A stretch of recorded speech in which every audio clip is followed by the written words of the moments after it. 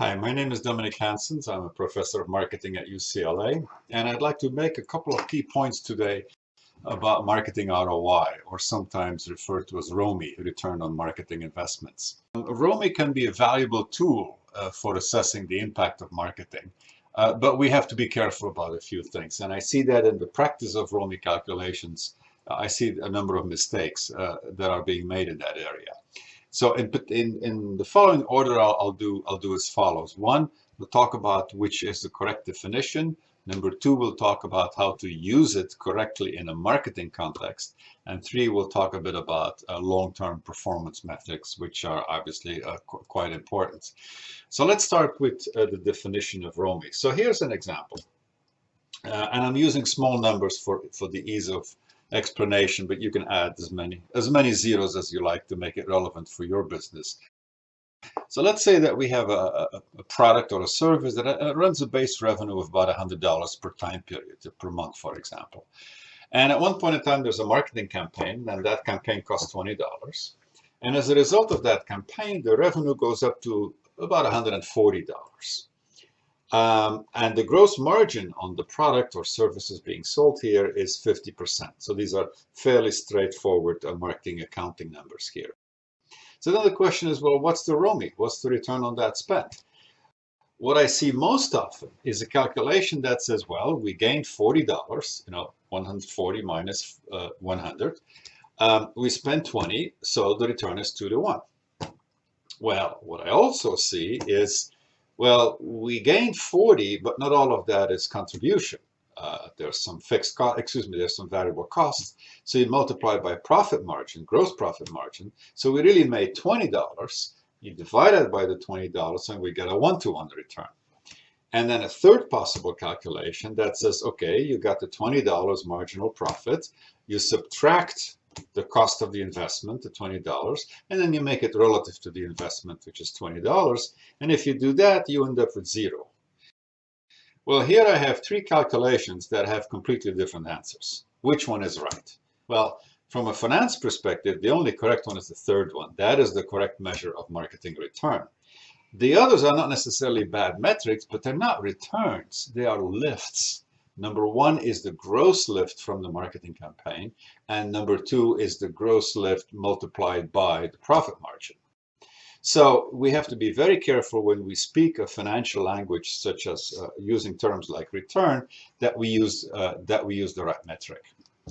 Second point, in marketing, as is well known, that we see that in the research and in practice, we're subject to diminishing returns, meaning, let's say you spend $1 million and it has a certain return, the next million probably won't do as well, the third million probably will do less well, etc., as we approach the saturation point of our marketing efforts.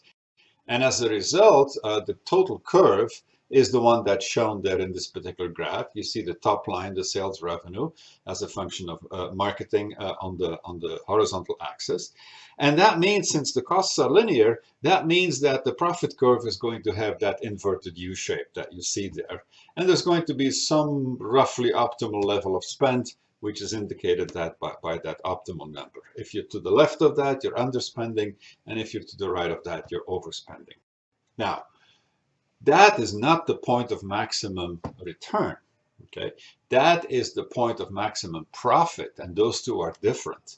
If we try to maximize ROI or ROMI, we're probably going to underspend, because the first dollars work better than subsequent dollars. So we need to make a very, very careful distinction between the two.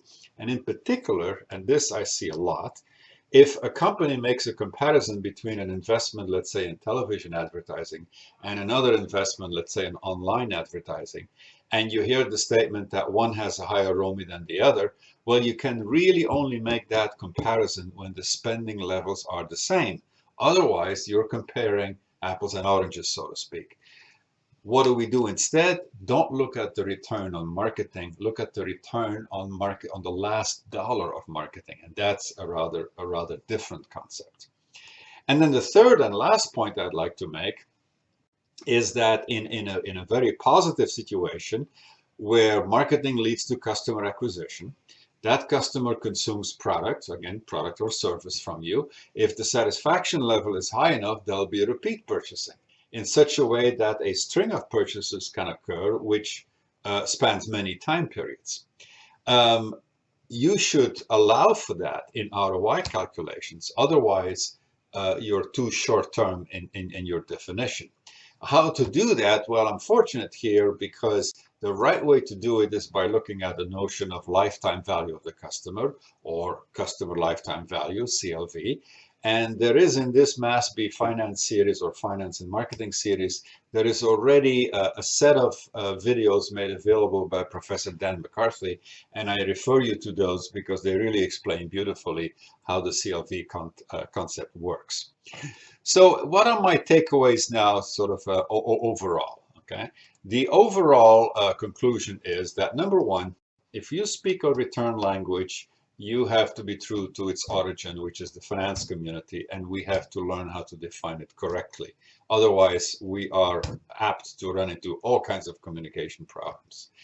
Secondly, don't try to maximize return. Try to maximize profits, if you wish, or some other metric of business performance.